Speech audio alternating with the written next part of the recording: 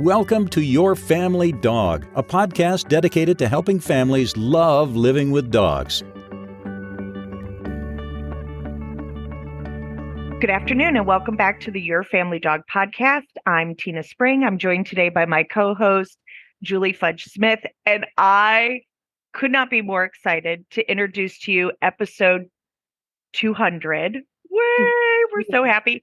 And a guest that I have been trying to get on the podcast for over a year, and she's here. So, Dr. Deborah Jones from Cooperative Care, 7 Steps to Stress-Free Husbandry. I don't even have to read it. I have it memorized. Is here to talk about life, the universe, and everything. And that her book really probably should have just been named 42 for the people who understand the Hitchhiker's to the Guide reference. So Dr. Jones has changed the lives of more of the families that I work with than probably anyone else's work, and is beautifully gifting the world with both a community that is cooperative and supportive and helpful to one another, and really truly is blessing dogs and cats and their people. I used Dr. Jones' book to get my cat ready for chiropractic care, and he loves it. So I'm just giddy and I'm excited. So welcome, Dr. Jones. Thank you very much. She has told me I'm allowed to just call her Deb. So welcome, Deb. And Julie gets the first question. Exciting. Yes, well, thank you so much for joining us, Deb. As I mentioned before we started recording, I actually met you several years ago at a seminar on The Focus Puppy, which is another one of your books, which I highly recommend, and I've recommended to a lot of my clients, and pulled some stuff out of that seminar that I used until the day I retired. So great stuff. So anyway, but cooperative care is something that is just, I think everybody struggles with. How do I get my dog to do something? And so what I wanted to know is how did you get started? What prompted you to write the book, Cooperative Care? It's a great question. And it's a long journey from where I started, of course, to where I am now in terms of training and to what got me on this particular path. Because I started out as a psychologist, a behavioral psychologist, and taught college courses for 20 some years on learning and behavior. And at the same time, I was into the sport of dog training, and started out with obedience because that's all there was. So if you wanted to train for something, you trained obedience. Agility started, so I got into that. Eventually rally started and I got into that. And so we taught a lot of behaviors and skills, and I enjoyed everything. I just like the process of teaching behavior. To me, that the process is what's fun. And of course, I ran into the case of the dog who did not want her nails done. And she was a lovely, lovely dog, my lab Katie, and my first competition dog. She would turn herself inside out for me. She would do anything for me until I tried to do her nails. And then it was like a wrestling match, and she always won because she was stronger than me. And I realized at that point, I needed to do something about this. I needed to do something different because the force and pressure wasn't working. And we often can get by with that with a lot of dogs. We push the issue a little bit. They let us do whatever the thing is. They're not thrilled with it, but we get it done. And so we feel like we have succeeded somehow in taking care of them because they let us do this physical thing, like, put in airdrops or cut their nails or, brush them, even whatever physical thing they need, taking pills. But that got me thinking that I should be applying more of the things that I've learned in psychology and learning to this particular area. Later on, a dozen years later, I had another dog who had some very bad experiences at the vet and developed an incredibly strong fear and became very reactive, which was not like her at all. So it really startled and scared me to see that response from her. And I knew I had to do something because she was a year old and she was going to have veterinary care for her whole life. And I didn't want to have to, traumatize her every time we had to take her to the vet or every time we had to do any sort of physical care for her. So STAR is really what started me down the path of developing steps and techniques and going back to the place where you can always be successful in moving forward from there, because we tend to start where we see the problem. So the problem is I can't cut my dog's nails. We tend to grab the foot and try to cut the nail. That is way, way far down the line from where we should be beginning to have our dogs comfortable and relaxed while we are touching them and while we are working with them. And so every problem I saw that we just need to keep going back, and that's something that I felt like I could do and I was good at, that I could see the early steps that are going to lead to success, that will lead to more success. And eventually it all becomes much easier on down the line. So it was really STAR that started me there. And then I'd seen a lot of cooperative care work with a variety of species. I had spent some time at Shed Aquarium with Ken Ramirez, who was working with a lot of marine mammals. And I have a good friend, Laura Joseph, who works with a huge variety of domestic and exotic species. And so I saw the work that she was doing and got to participate in some of it as well. And I'm like, well, why, we have to be careful when we're working with a species. For example, we're working with a porcupine. So you have to be very careful working with a porcupine. You don't want to upset them because something very bad could happen to you in the process. Or working with some like the big raptors or an eagle owl one time we got to work with. And so we have to take steps to keep them calm and relaxed and comfortable as we move into the care they need. And I'm like, why aren't we doing this with dogs? Why are we just sort of bullying our dogs into letting us do these things? And the answer is because we could get away with it most of the time. But I don't think that's good for them. I don't think that's good for our relationship with them. So that really pushed me down this particular path in training. And I've been doing it for well over 10 years now. And I just keep exploring it and discovering more and more things that help make us successful with it. So it's been a long journey, and there's been a lot of influences that have helped me along the way here. And so now at this point in my career, I'm retired. I've been through a lot of different interests in dog training. And so this is my major one now. At this point in my career, this is the one that I keep wanting to explore and expand and continue working on, because I think it impacts every animal that we care for, every animal that we have in our home, every animal that we ever have to touch in any way. I'm doing a workshop coming up on handling, which is basically just being able to touch them in a number of different ways. And I'm like, if it's safe to touch it, you should take the workshop and learn how to do it without traumatizing anybody and getting hurt. Okay. So one of the things that I love about your Facebook group that's called Cooperative Care is that the individuals who are replying or posting tend to tag kind of who they are in the universe of animal care. So trainers will say, hey, I'm a veteran trainer, or a vet tech will say, hey, I'm a longtime vet tech, so that families are able to navigate, well, who am I getting this free advice on a forum about?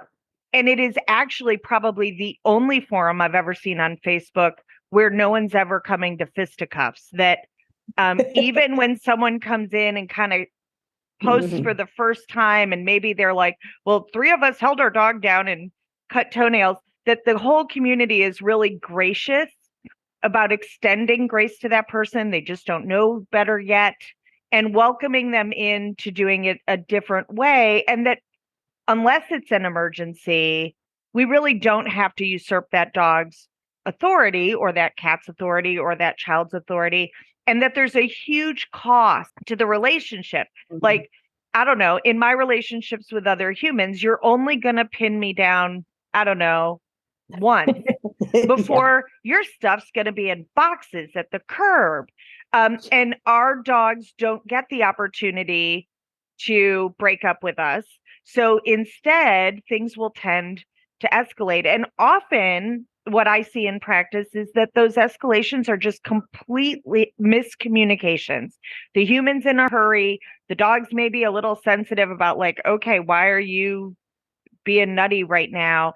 And things that are not an emergency are suddenly escalated to the point that there's big cost to the relationship. So I love that you start with pick a place. So could you talk about I often say to people, like, they're like, my customer's like, well, this is step one. And I love you enough to tell you your dog says that is step 12. Like, you Yes. passed step one half a mile ago. Mhm. So could you speak to that a little bit? Sure, I'd be happy to. But let me say just a touch about the Facebook group, since we started with that first. To me, that's a place that I want it to be very safe, and I want it to be educational. And so nobody is going to get blasted or shamed for anything they say there. And people are going to, I'm pretty strong on what I will allow to remain in that group. And if somebody makes a comment that could be misconstrued or that pushes the limits of what's kind and supportive, I will remove that comment because it does no good. All it does is start some bad feelings, and then people don't want to ask questions, or they start to argue about what's happening. And so I'm very pleased with the way that group has developed. I started it after I wrote the Cooperative Care 7 Steps book. And I just started it to talk about the book, which it's been out for four or 5 years now. And I had no idea it was going to become something a little more than that. It was going to become a really big community. I have a lot of friends who are trainers, so they joined. And then you get a lot of veterinarians that that I know online, and veterinary professionals of all sorts. And then they were starting to tell their clients and their students and all of my students and the people that I've worked with over the years, and especially my online students. So it was a place to me it's a free resource. Everybody can come there, but just because it's a free resource doesn't have to mean that it's bad information or incorrect information or it's anything goes. It has to be information that is kind, that is thoughtful, that follows scientific principles, that's effective. Right? So when somebody says, yeah, we held our dog down and we did this, it's like, okay, you did that. Not ideal. Here are some options instead. Here, and people already know that. They don't want to fight with their animals. They don't want to make things worse. They really honestly do want to make things better. And so I want to give them a place where it's really comfortable to ask about things and to not feel like you're going to get blasted for it.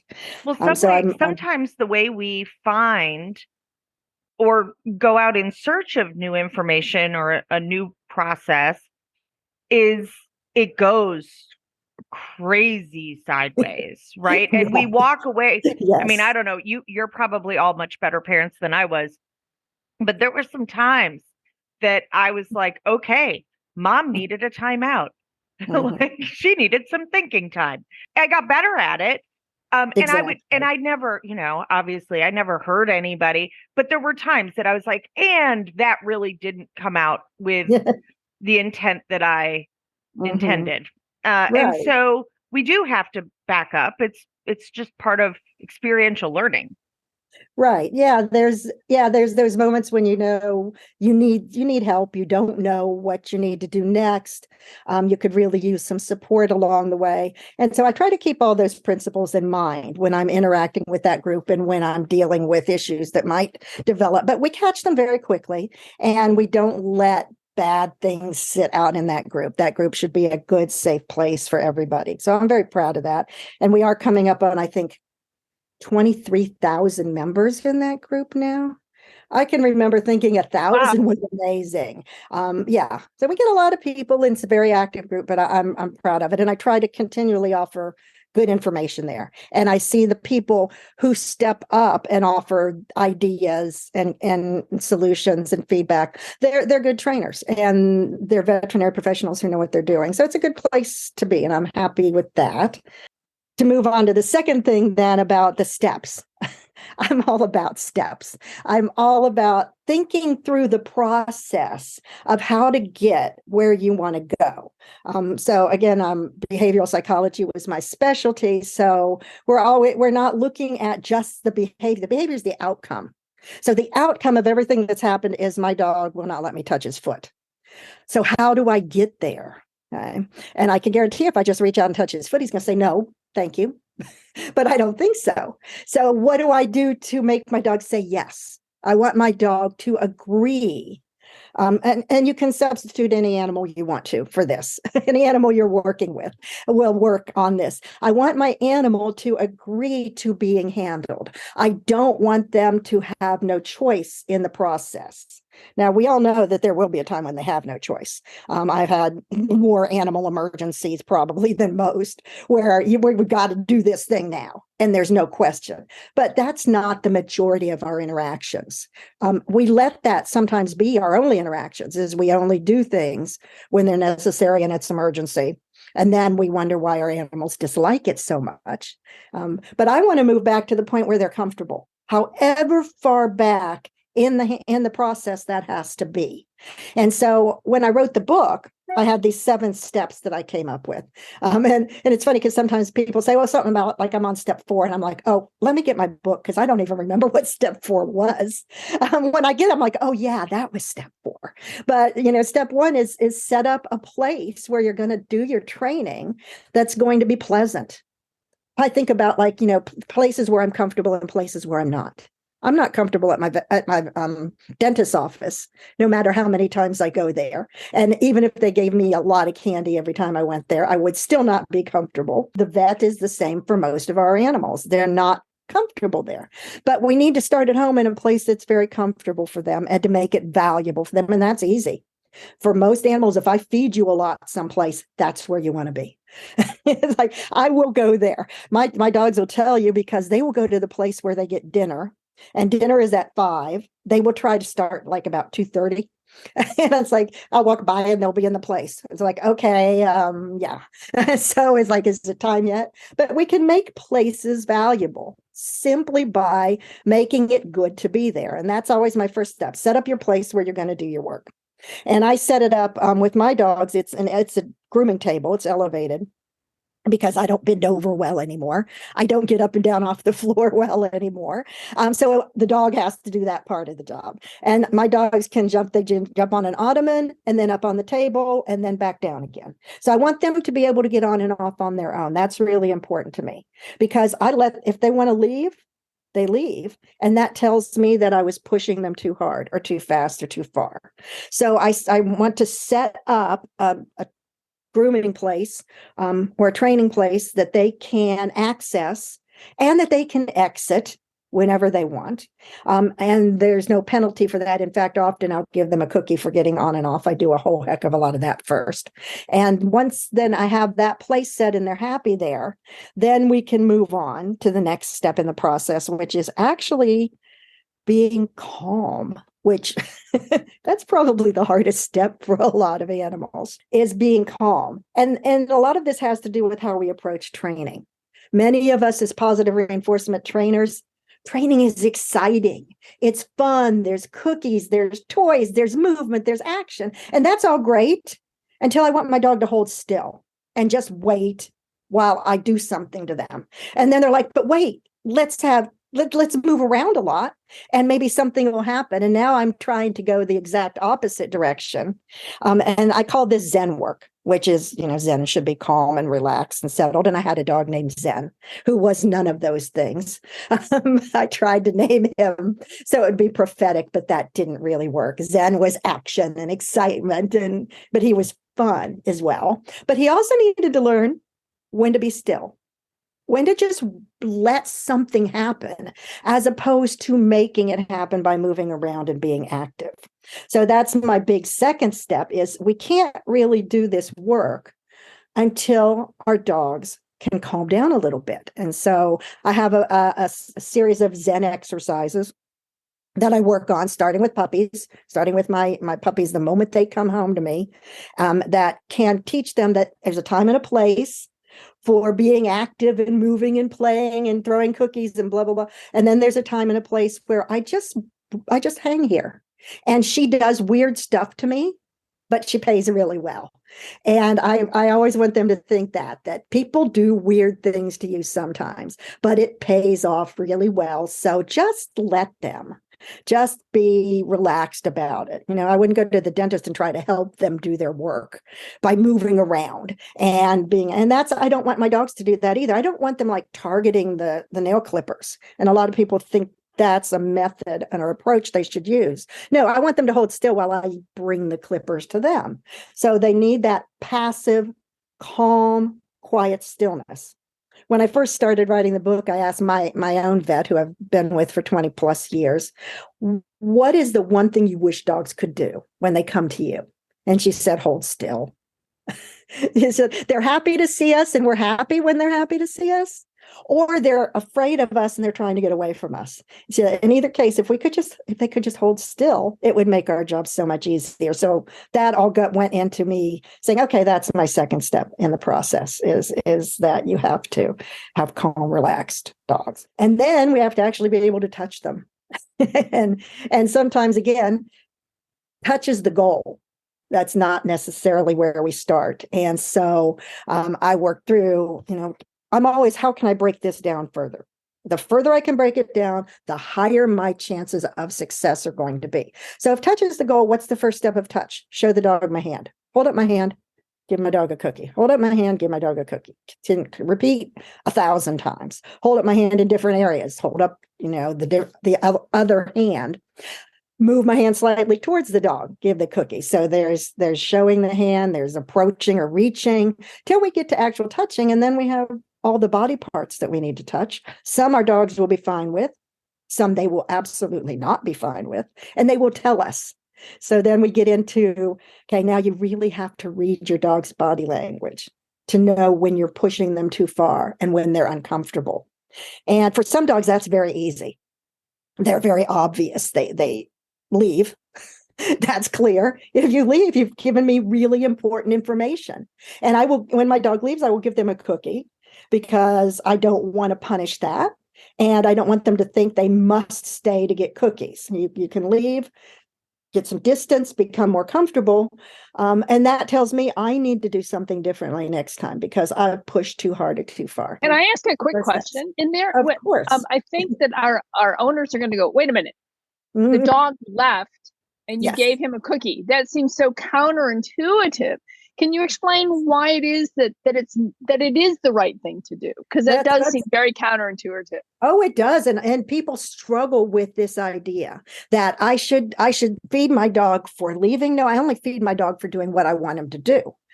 But here's the case where we want our dogs to be comfortable with what we're doing. And by leaving, they're telling me, they're communicating with me, and they're telling me I'm not comfortable here. I don't very feel kindly. Yes. They're not communicating in a rude way. Right. The way I kind of explain it to people, because we get into this a little bit when I'm doing like Leslie McDivitt, reactive to relaxed work. Similar thing. I'm thanking the dog for opting in, and I'm also thanking the dog for opting out. So the way I explain it to families is the cookie is thanking them for information, whether that information is I'm good and I want to keep going, or whether the dog is giving us the information, hey, that was a little bit too much and I need a break. Yes. So then what you're saying is that so the dog says, I'm really uncomfortable, I'm going to get up and walk away. You give him a cookie. I would assume you're going to end the session at that point, or you're going to sit there and wait for them to come back. Because I think that would be the next thing that somebody would ask. Okay, so I can understand that. Now what do I do? Right. I'd probably take a little break there. But a break doesn't have to be long. It can only be a couple minutes. I might walk away, get some water. I'm going to be thinking about, while I take the break is more for me than the dog. I need to think about, what did I do that made my dog feel like they had to leave? How did I cause that? And so what can I do next time to get them to want to stay? Not to get them to stay, but to get them to want to stay. And so it's probably going back to some easier repetitions, more reinforcement. I break it down a little more. And I keep my sessions very short as well. I'm encouraging them to leave like every minute or so anyway. I do a little bit and I'm like, okay, go get a cookie. And I toss a cookie for them to go get. And then they decide if they want to come back or not. It's so helpful. Right. It's so helpful. It takes the pressure off. Instead of you having to be here, then you're saying, okay, you did a great job. Let's take the pressure off. You go over here, shake off, have a cookie. And if you want to come back, we'll start again. And I think the idea of taking the pressure off and giving the dog that kind of agency to say, I need a break. I need to take a breath here. Right. And Yeah. Really I do it incredible, important. analogous to getting your teeth cleaned, right? I'm at an age where I'm going to remove consent. I'm going to close my mouth Mhm. because my neck hurts, because my hip hurts, because wow, that tastes like a lot of blood. It's rarely that I hate my hygienist, Mhm. right? It's Right. I'm in some way It's I'm just a physically little, uncomfortable. It's not personal. I just right. need to like adjust and okay. And when I'm ready, I'll re-engage again. It's just using that same model for our dogs. And if my hygienist is smart, she's going to stretch and she's going to do some self-care Hmm. during that break. So, yes, I look at, okay, did I contribute something that made the dog uncomfortable? My dogs are mostly adults. If they're laying on their side on the grooming table, that might just get a little uncomfortable and they need a break to go chase a cookie and run around for a minute. And then my dogs typically come right back. They're like, Right. okay, let's Yes. do this again. So sometimes I think it's just a break check. Like, is there understanding of I can leave? Is that still in effect? Yes. My dentist will tell me, if you want me to stop for any reason, raise your left hand. And so she's told me this for a long time. So, of course, I had to test it to make sure it would work. And she said, now make sure once you raise your hand, just give me a second to finish what I'm doing here before you move, because that could be a problem. But it's worked out. So that idea that I feel better knowing I can stop the process. I don't do it. The last few times I've been to the dentist, I haven't needed to do it for any reason. But knowing that that's an option, and that's what I want to give my dogs. They can opt out. You can tell me I need a short-term break from this. And if you choose to come back, great. If I can see that you're not really comfortable coming back, that's fine too. Again, we'll take a break. We'll go off. We'll do something else. And I will come back with a better plan. I'm not going to try to pick up right where we left off. I'm always going to go back to an easier level to start again when we start our next session, because you told me that that thing was just a little too much, or maybe the session was just going on too long, which is why I try to break them up very, very short. People think they need to train for 5, 10, 15, 20 minutes, an hour. I don't know. I'm telling people 1 to 2 minutes is a session. Take a break. And probably half of the feedback I give students is your sessions need to be shorter. Your sessions need to be shorter. Your sessions need to be shorter. We learn in short little bits and segments. The longer it goes on, the less value a session has. Short sessions are everything. It's like my college students who would cram the night before an exam and study all night. It's like if you had just studied 5 or 10 minutes here or there every day, you would have done so much better. Then you would have learned so much more and retained it than cramming it all in right before the exam. And, you might get by, but it's not good. So I have a question about processing. Okay, and, then and maybe you can't answer it, but maybe you can. So what I think I see with dogs and people is that the actual learning happens during the breaks. Like while the experience is happening, it's like the brain is and the body is gathering information, and that's all getting in there. Mm-hmm. But it's when we go, okay, take a break, like a blackjack dealer. I show them I don't have any more, chicken. Yes. And they go to do dog things often, especially free shaping, I think is probably where I see this the most. The dog takes a break. I go and grab a sip of water. I grab more treats. I come back. I'm ready to start. And all of a sudden, the dog makes a big leap in learning. Yes. Because during that break, while I was drinking the water, thinking, how am I going to teach this to the dog? I really think they're sitting there going, what was the crazy lady with the clicker getting at? Mm-hmm. And they're trying to help us too. They're very accommodating for the most part. Right. Yeah. I think you're exactly correct. Information consolidates after the fact. So it consolidates in the brain. While you're actually in the process of learning, it's not settling. You're getting the next thing and the next thing and the next thing. You need that downtime then. And I would always let my dogs just take a break. Or if I was at a class, I would put them or a seminar, I'd put them in a crate for a little while and let them rest. And they'd come out and it's like, wow, something's been going on while you were in there because you seem better than when I put you away. And I see this a lot in cooperative care stuff. What I couldn't do to you in the last session, all of a sudden you're like, got it. No big deal. So yeah, there's definitely a lot to that. It's called memory consolidation, actually, is that it takes some time for that to go into long-term memory. And if we keep overloading short-term memory, which is what we're working with right now, we just forget the first stuff and we're trying to keep up with what's going on. So that it makes a lot of sense in terms of how memory works. Short sessions, lots of breaks in between without much going on. I try to keep my breaks relatively calm and quiet and just let my dog be a dog or do dog things for a little while, and go outside and sniff a little bit or whatnot seems to really be helpful. So that is true. And that's going to make a huge, huge difference. The other thing I was thinking about when you talked about Ken Ramirez, I've also been to several seminars with him, and he's great. Anytime Ken Ramirez is on board, I'm in the audience, man.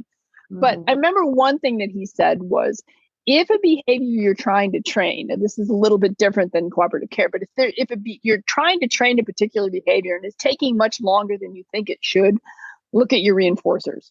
And so I wanted to address that a little bit too, yes. That it seems to me that one of the things that I have done, and I've worked with my clients on what we're doing with, especially if we have to do some counter conditioning or desensitization to a particular thing, we choose a particular treat that is like their kryptonite. This is just their over the top. I love this kind of treat. And we always associate that with the scary thing. And I was thinking you could probably do something along that line that would also help to boost this process along.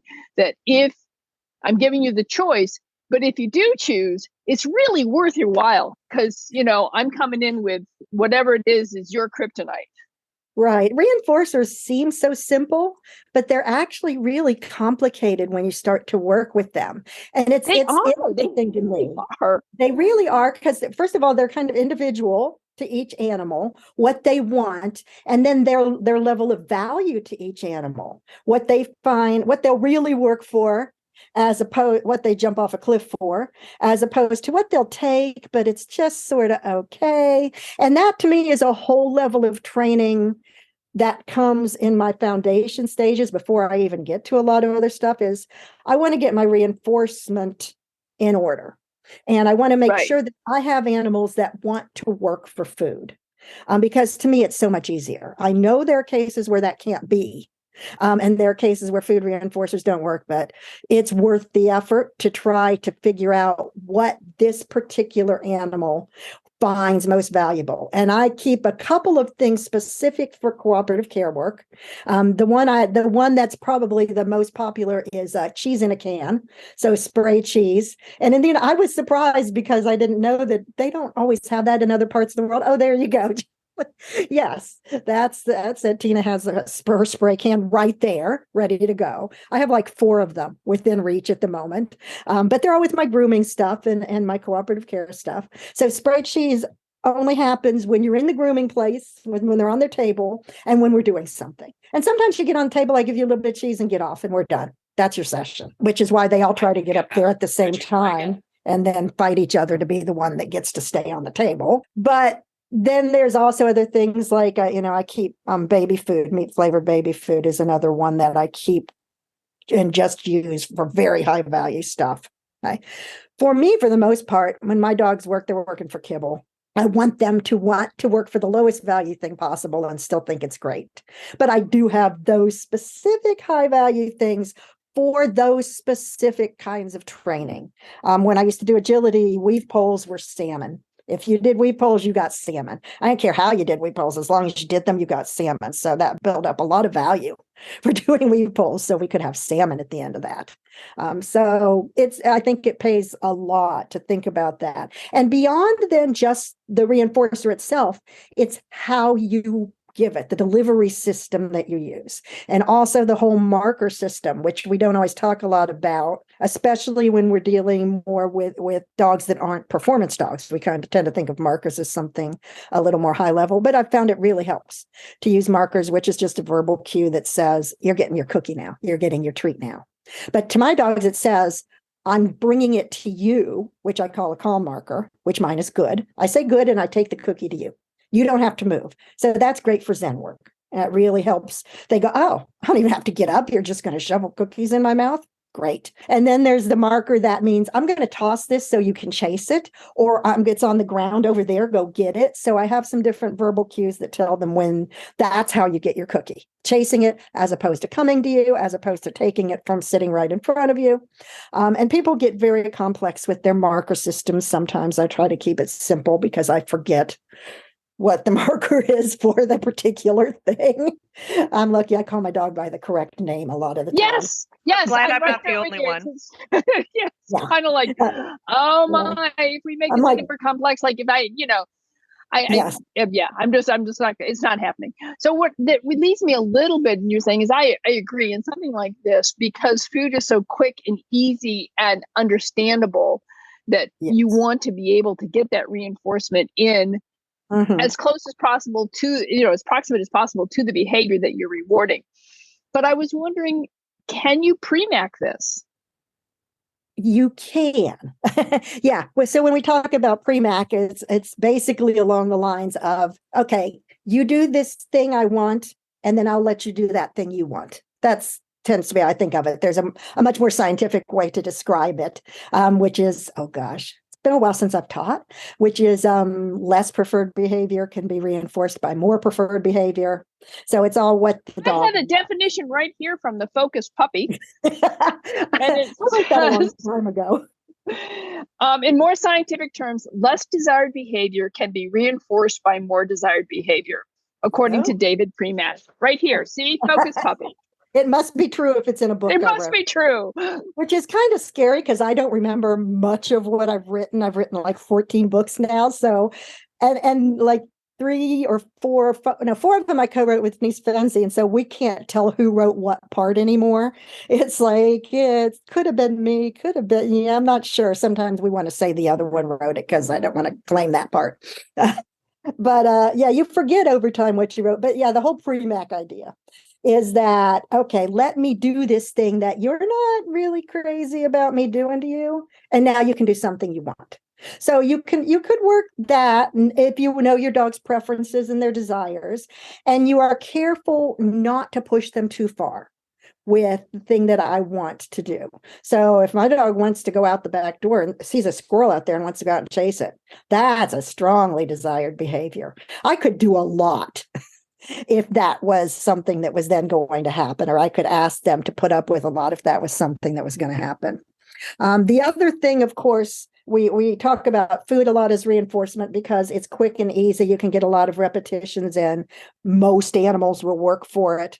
The other option is to work with toys and play as your reinforcers. That actually takes more skill and gets more complex and slows down the process. It can work, and I've seen it work beautifully where people are using toys and play. But for most of us, I think we really want to just encourage food motivation. And if your dog normally likes food, but they're not taking food when you're working with them, that's telling you something very important too. That's telling you you're pushing too hard, too far, too fast. I look at not only will my dog take food, but how do they take food? Are they sharky? Taking it, or that grabbing. First time I took one of my dogs up to the agility ring for his first run, I was bleeding throughout the whole thing because he grabbed his last treat so hard and nailed me in the thumb because he was so excited about being at agility. And it's like, oh, no more. I don't need high value reinforcers there anymore. Right. Leave the liverwurst at home. Yeah. But he was so high and excited, which is, often not ideal. We want them at a more moderate level so they can still think and process information.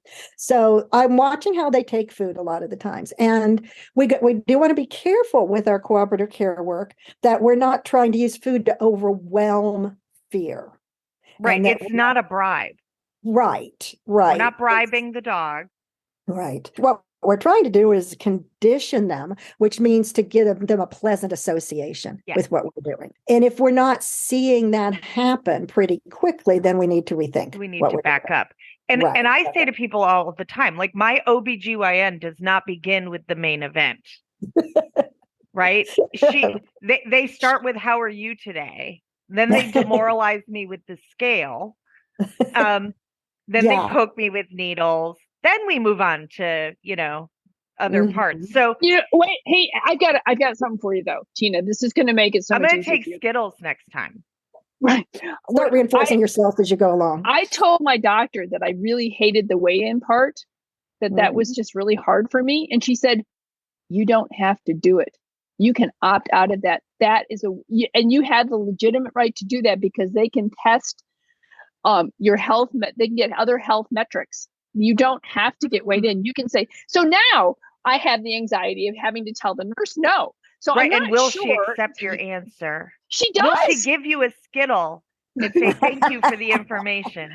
But the problem is no matter where it happens, is my blood pressure goes up. Because now it's either going up because I'm anxious about getting at the scale, or it goes up because I'm anxious about offending the nurse. But anyway, you can say no. It's very empowering. So just thought And I'd so pass there that on again, to you. that's the idea that It's very you can opt out empowering. of something. Yes. That you can opt out of something, though I think we're always worried about negative consequences if we say no to certain authority figures. Yeah. I bet our dogs are too. Exactly. And Like, I don't know. think The so, last too. time I told someone no about touching my feet, 3 people came in. Right. And made it so much worse. They didn't make me Put feel my any face in better. a crate and held me down. Yeah, They so it's kicked like me. you can win the battle, but you're losing the war big time. And we Right. do that Well, over except and for over. me, in this particular case, it was the doctor who was the higher authority than the nurse, right? Said I could do this. And so I kind of wonder if our dogs don't have a hierarchy there too, you know? I'm I telling don't know. Mom. Yeah, I think, probably. I do love that you even offer a certification and titles for cooperative care. I'm in a really fascinating community that is equal parts retirement community and university community. And so a lot of my younger students love titling their dogs and things. We actually have incorporated cooperative care in our puppy class. We actually start it with them, and I send them home with syringes. That's fun. And show them how much fun it is and that their dog loves it, right? Because I think for most programs like this, just getting started, like we have angst, like it's not going to work. So in the few minutes we have left, can we talk about how quickly this typically is working in getting started and the real power of that? Because I think that is one of the huge highlights of this program is how enjoyable it is for handler and dog. Yeah, it really can be fun, but things are often only fun in the beginning if you can be successful. If you start out with failure and frustration, you're going to have a really hard time ever turning that around for the human as well as for the animal. I taught statistics for 20 some years to college students, so I know about frustration and coming into something feeling with some very negative feelings about it and having to try to turn those around. And so I sort of approach a lot of this as I did teaching statistics. Again, break it down into small parts, make it really easy, make people successful. So if we can help our students see, I only have to do this little part. That's all it is. And I can be successful. I can move through this program. So I set up the certificate program because I wanted to encourage people who like an end goal and who like to have a title of some sort to go with it. As I said, for myself, I enjoy the process so much I don't need an end goal a lot of times. But I really understand and see that people do. And I think for a lot of people, it's really important and helpful that they have that to show that, look what I managed to do. And so as I broke it down into 10 exercises, and then I started out with 3 levels and added a 4th not too long ago, I took each of the exercises and I said, okay, what's the first thing you need to do to be successful here? And so I broke it into those parts. So moving through, say, the chin rest behavior, which is one of our foundation behaviors in cooperative care, and a lot of other things. I use the chin rest all the time. And I've seen that my dogs start using the chin rest on me. When they want something, they come to me and they chin rest some body part and with each other next to me. Yeah. One of my dogs will, if he wants what the other dog has, he comes over. It's like that's how we say and chin rests and wags his tail and looks all charming. And so being that the chin rest is a voluntary behavior, they can choose to do it or not, but it's our foundation for a lot of the stillness exercises. So I can break that down. Let's start with how easy we can make that. What's the first step of this chin rest? Then, so it's to my hand, and then we have some variations. Then it's, well, let's teach them a chin rest to something else like a pillow or a stool or an ottoman. And then it's like, okay, now that you're chin resting, let me do a little handling work here and touch your head or whatnot. And so we can move up through all those levels. And I try to always keep in mind it needs to be something that is attainable without having a huge background in dog training. That you can, and we have a lot of demo videos, a lot of written instruction, and then we have a lot of other resources that we give to people when they ask for them. So we have a lot that we can do, but it's like if you start to move along that path and you see that you can be successful at the first level, why wouldn't you keep going? Why wouldn't you go, okay, this wasn't as hard as I thought. This wasn't as out of my reach. So what about if I now move on to the second level? And so some things might be a little more of a challenge than others. And we actually account for that. You don't have to do every exercise perfectly to pass. You get a lot of wiggle room for those things that you're still working on, but you can still earn the certificate and keep moving ahead and keep moving forward to the higher levels. And then we have the options for people who are more perfectionists and want to show a little higher level of ability, that they pass everything perfectly. And so we have honors levels for them. Because I know a lot of competitive people in dog training, believe it or not. Wait, there are competitive dogmatic people in dog training? Imagine that. Really? So we don't. So sadly, we're coming to the end of our time. I know. But I feel like we didn't get it all. So I'm going to send you the booking link, and we're going to do a part 2, I think, because we're about halfway through the steps at this point. Okay. And we've learned shorter. Find my books so I can look up the rest of the steps again. Lessons are better, right? Right, that's true. Before we say goodbye for today and get you rescheduled for an additional session, my question for you is there anything that you have going on that you'd really like to highlight to the audience? Oh, well, thank you. I appreciate you asking that. I'm always working on something. And right now, I'm always trying to come up with ways to offer information that are slightly different. So the most recent thing is the ebook, the electronic book I wrote on nails. Help, I Can't Do My Dog's Nails. And so I did this book totally in electronic form, all by myself, which is a biggie for me. But I learned a lot of new things along the way about graphics, and that I actually enjoy graphic design to a great extent. So there's this ebook, and it's off of my website, which is K9, letter K, number 9, infocus.com. And if you go to books and DVDs, it'll show the books that I've written over the years and have available. And the ebook is at the top of the list there. Right? Yes, it is. I looked there today and saw that, and we will make sure that your website, your Facebook page, are all linked on our website for this particular episode. I appreciate that. I appreciate that. So I like doing the ebook because I could keep it really, really cheap. In fact, if you join the Cooperative Care Group first, you can get I got it on a discount. Yeah, members of that group get a 20% discount on it. So come on over, join us for free, and then get the book, and then you can start working through that. So that was my most recent new thing. I do have a handling workshop all about touching our dogs. That's starting at Fancy Dog Sports Academy this Sunday, and it's, again, breaking it back down to the very basics. Why can't you do your dog's nails? Because you can't touch your dog. Why can't you put drops in your dog's eyes? Because you can't touch your dog. Why can't the vet examine your dog? Because we can't touch your dog. So let's go back to the foundations of touching. It sounds so simple. And much of what I do in my work sounds really simple, but people can't do it. Dogs can't tolerate it. So that's our stumbling block. That's our first place where we need to move ahead.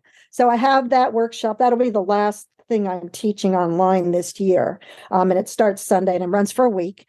So it's just a nice little bit, but it's very focused on just touching our dogs in many different ways on many different body parts. So that's the other thing that I've got going on right now. And then after that, taking a little vacation. On behalf of my thousands of clients over the years and tens of thousands of pot cakes from Turks and Caicos and Antigua and feral dogs for whom all of this cooperative care is terrifying.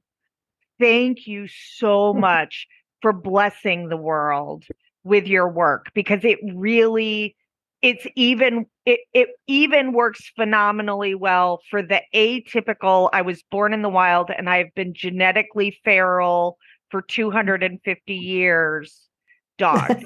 It's a beautiful gift that you created that I get to spread like fairy godmother dust to everyone. I can't even tell you how. I probably tell 10 people a day about cooperative care and link it. So tell me, is it better to link it to Amazon or your website?